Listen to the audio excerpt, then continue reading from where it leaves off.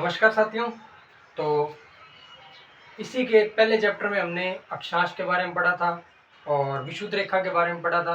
तो आज हम इसी के दूसरे भाग में हम पढ़ेंगे देशांतर के बारे में। हमने ग्लोब के बारे में पढ़ लिया, अक्षांश के बारे में पढ़ लिया, अब पढ़ेंगे देशांतर के बारे में कि देशांतर क्या होता है और ये देशांतर हमारे लिए क्यों इम्पोर्टेंट है। तो देशांतर के बारे में पढ़ेंगे। जैसे हमने पृथ्वी पे अक्षांश के बारे में पढ़ा था कि पृथ्वी पर अक्षांश होते हैं, वो किसी भी देश की स्थिति के बारे में बताते हैं। तो उसी प्रकार से जो देशांतर हैं वो एक ध्रुव की बिंदु से लेकर दूसरे ध्रुव की बिंदु तक जुड़े होते हैं और ये समांतर नहीं होते हैं।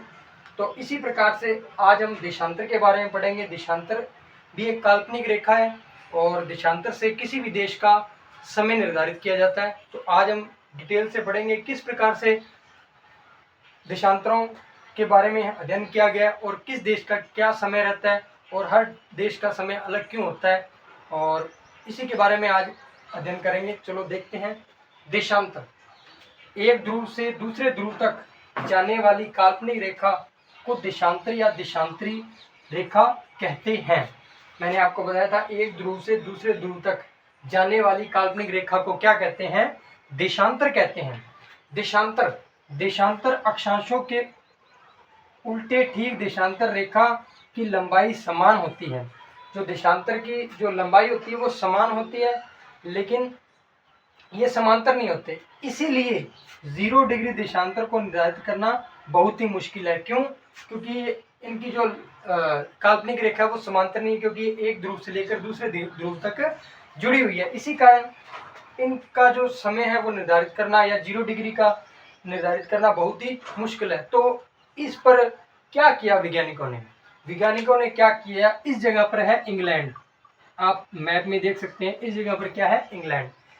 इंग्लैंड में एक जगह है जिसका नाम है ग्रीनविच। तो ग्रीनविच में एक वेधशाला है और वहां पर एक मीटिंग हुई थी कि किस प्रकार से जो देश है उनका समय निर्धारित किया जाए। तो समय निर्धारित करने के लिए उन्होंने क्या किया? एक मीटिंग बुलाई। मीटिंग में बहुत सारे देश आए और उन्होंने अपनी एक सहमति बनाई। सभी देशों ने एक सहमति से एक ग्रीनविच से ऊपर से गुजरने वाली देशांतर को 0 डिग्री मान लिया कि जो इस शहर के जो बीचों बीच जो ग्रीनविच जगह है, इस शहर के जो बीचों बीच से जो देशांतर काल्पनिक देशांतर जाएगा उसी को क्या माना जाएगा? 0 डिग्री देशांतर माना जाएगा। 0 डिग्री देशांतर मानने से क्या हुआ कि अब इनको समय निर्धारित करने का एक तरीका मिल गया कि किस तरीके से किस देश का क्या समय रखा जाए। तो आगे ये क्या कहता है? पृथ्वी पश्चिम से पूर्व की ओर चक्कर लगाती है। आपको पता है पृथ्वी पश्चिम से पूर्व की ओर क्या करती है? चक्कर लगाती है। जो ग्रीनविच के पूर्व में उनका समय आगे है। कहने का भावार्थ है ये जो लाइन है इसमें जो इधर जो एरिया है इसमें जो समय रहेगा वो क्या रहेगा? ग्रीनविच रेखा पे जो समय निर्धारित किया उससे पहले वाला समय रहेगा, ठीक है। और जो पश्चिम में है इस साइड है वहां पर क्या समय रहेगा? वहां पर जो टाइम है वो क्या रहेगा? पीछे रहेगा। इसी तरह आगे लिखा गया इसमें जो ग्रीनविच के पूर्व में उनका समय आगे है और जो ग्रीनविच के पश्चिम में है उनका समय क्या रहेगा? पीछे रहेगा। आगे बात करते हैं देशांतर की। देशांतर पूर्व से पश्चिम की तरफ पृथ्वी पे 180 में बांटा गया है, मतलब 180 लाइनों में ये बांटा गया है। और मैंने आपको बताया था जो अक्षांश है वो टोटल कितने हैं? 181। विषुवत वृत्त को मिलाकर कितने हैं? 181। 90 उत्तरी अक्षांश में है और 90 कितने हैं? दक्षिणी अक्षांश में, और बीच में कौन सा है? विषुवत वृत्त। तो चलो हमने उसकी बात कर ली, हम इस टॉपिक पे आते हैं दोबारा। तो देखो, जब सूर्य आकाश के उच्चतम बिंदु पर होता है तो दोपहर के समय घड़ी में 12 बजे होते हैं। जब सूर्य हमारे उच्चतम सिर के ऊपर होता है उस समय क्या समय होता है? घड़ी के अंदर 12 बजे होते हैं। कभी देख लेना, आप जब अपनी टाइम देखोगे घड़ी के अंदर तो आप देखना जब सूर्य हमारे सिर के ऊपर होगा उच्चतम बिंदु पर उस समय क्या समय होगा? 12 बजे होंगे।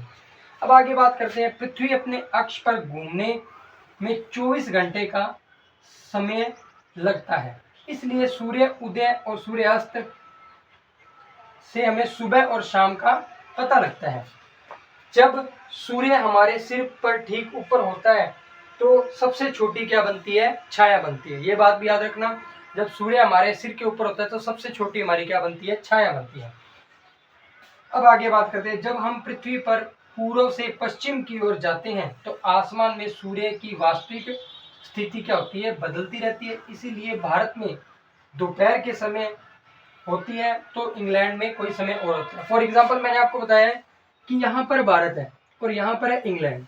जब यहाँ पर दोपहर होगी तो इंग्लैंड में क्या होगी? इंग्लैंड में कोई समय और होगा। क्यों?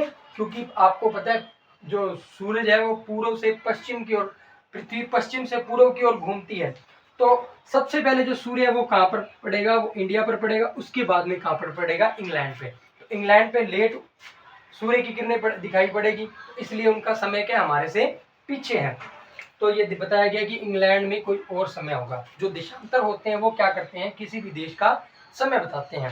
तो जो हमारा मानक समय है वो ग्रीनविच रेखा से निर्धारित किया जाता है और इसमें हम देखेंगे कि हर देश में एक अलग अलग यमोत्तर रेखा होती है और कई ऐसे देश हैं वहाँ पर ज़्यादा भी है और कई ऐसे देश हैं वहाँ पर एक है। जैसे इंडिया में एक यमोत्तर रेखा है जो हम आगे कक्षा 9 में पढ़ेंगे, और अलग अलग देशों में जैसे यूएसए है वहाँ पर जितना बड़ा देश होगा उतनी ज़्यादा मानक यमोत्तर रेखा बनाई जाएगी। जो भारत का मानक समय है वो कैसे निर्धारित किया गया है? क्योंकि हर देश में एक अलग समय निर्धारित होता है। तो हमारा जो समय है वो इंग्लैंड से 5.5 घंटे पहले है। तो हम देखेंगे कि किस प्रकार से भारत के अंदर मानक समय निर्धारित किया गया है। भारतीय मानक समय। भारत एक विशाल देश है, इसका देशांतर प्रसार काफ़ी बड़ा है, इसलिए असम से डिब्रूगढ़ और गुजरात के द्वारका तक फैला हुआ है। कि जो हमारा देशांतर प्रसार है वो पूर्व से पश्चिम तक का, पूर्व से असम के डिब्रूगढ़ से लेकर पश्चिम के गुजरात द्वारका तक फैला हुआ है। तो इसके अंदर अब देखेंगे सूर्योदय के समय 1 घंटे 45 मिनट का अंतर है। कहने का भाव अर्थ है कि असम में जब सबसे पहले सूर्य उदय होता है और गुजरात में वही सूर्य उदय 1 घंटे 45 मिनट बाद होता है। तो इस टाइम के चक्कर को निपटने के लिए इन्होंने क्या किया? भारत के एक मानक समय निर्धारित किया जो 82 डिग्री 82.5 पूर्व के आधार पर रखा गया है और यह गुजरात के पालनपुर शहर से गुजरती है और इसी के आधार पर पूरे भारत का समय निर्धारित किया गया। और आपको बता दूं कि मैंने आपको पहले बताया था कि कुछ इतने विशाल देश हैं उनके एक मानक समय से काम नहीं चलता। तो उसमें से एक देश की मैं बात कर लेता हूँ। इस कुछ इतने विशाल देश हैं कि वह एक टाइम जोन नहीं चलता। नोट जैसे यूएसए में नो टाइम जोन है, क्योंकि यूएसए देश बहुत बड़ा है और उसमें जो सूर्योदय का समय है वो बहुत आगे पीछे रहता है, इसलिए उन्होंने कितने टाइम जोन बनाए हैं? 9 टाइम जोन बनाए हैं। भारत में एक है और लेकिन यूएसए में क्या ज़्यादा है, क्योंकि यूएसए बहुत बड़ा है। भारत तो विश्व के 7वें नंबर पे है आकार के हिसाब से और यूएसए बहुत बड़ा देश है और उसमें 9 टाइम जोन है। और पूर्वी पृथ्वी को 24 क्षेत्रों में बांटा गया है। मतलब पूरे जो टाइम जोन है उनको कितने क्षेत्रों में बांटा गया है? 24 समय क्षेत्रों में बांटा गया है और हर समय क्षेत्र का प्रसार 15 डिग्री देशांतर पर है। कि जो हर समय क्षेत्र है वो 15 डिग्री देशांतर पर माना गया है। और इसी के साथ हमारा लेसन खत्म होता है और ये लगभग क्या पूरा लेसन हमारा कंप्लीट हो चुका है। और अगर आप देखना चाहते हो इसकी पहले वाली वीडियो तो मैंने YouTube पे अपलोड की हुई है, वो आप देखकर इसकी आगे वाली वीडियो समझ सकते हो। पहले उसमें ग्लोब और अक्षांश के बारे में बताया था, इसमें मैंने देशांतर और भारतीय मानक समय के बारे में बताया था।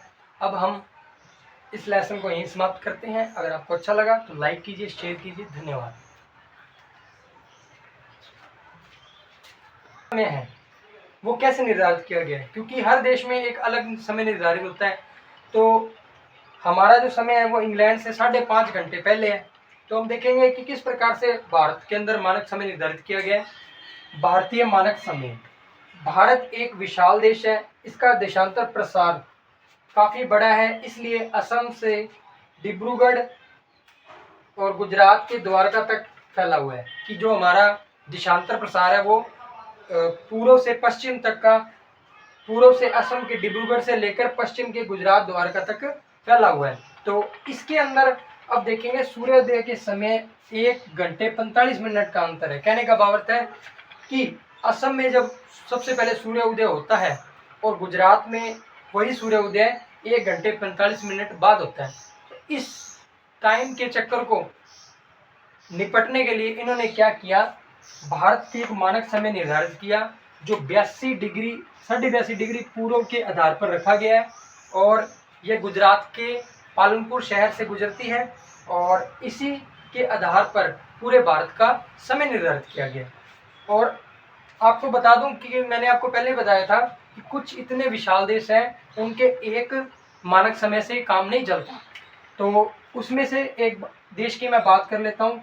इस कुछ इतने विशाल देश हैं कि वह एक टाइम जोन नहीं चलता। नोट जैसे यूएसए में नो टाइम जोन है क्योंकि यूएसए देश बहुत बड़ा है और उसमें जो सूर्योदय का समय है वो बहुत आगे पीछे रहता है, इसलिए उन्होंने कितने टाइम जोन बनाए हैं, नो टाइम जोन बनाए हैं। तो भारत में एक है और लेकिन यूएसए में क्या ज़्यादा है क्योंकि यूएसए बहुत बड़ा है। भारत तो विश्व के 7वें नंबर पे है आकार के हिसाब से और यूएसए बहुत बड़ा देश है और उसमें नो टाइम जोन है। और पूर्वी पृथ्वी को 24 क्षेत्रों में बांटा गया है। मतलब पूरे जो टाइम जोन है उनको कितने क्षेत्रों में बांटा गया है, 24 समय क्षेत्रों में बांटा गया है और हर समय क्षेत्र का प्रसार 15 डिग्री देशांतर पर है कि जो हर समय क्षेत्र है वो 15 डिग्री देशांतर पर माना गया है। और इसी के साथ हमारा लेसन खत्म होता है। अगर आप देखना चाहते हो इसकी पहले वाली वीडियो तो मैंने YouTube पे अपलोड की हुई है, वो आप देखकर इसकी आगे वाली वीडियो समझ सकते हो। पहले उसमें ग्लोब और अक्षांश के बारे में बताया था, इसमें मैंने देशांतर और भारतीय मानक समय के बारे में बताया था। अब हम इस लेसन को यहीं समाप्त करते हैं। अगर आपको अच्छा लगा तो लाइक कीजिए, शेयर कीजिए। धन्यवाद।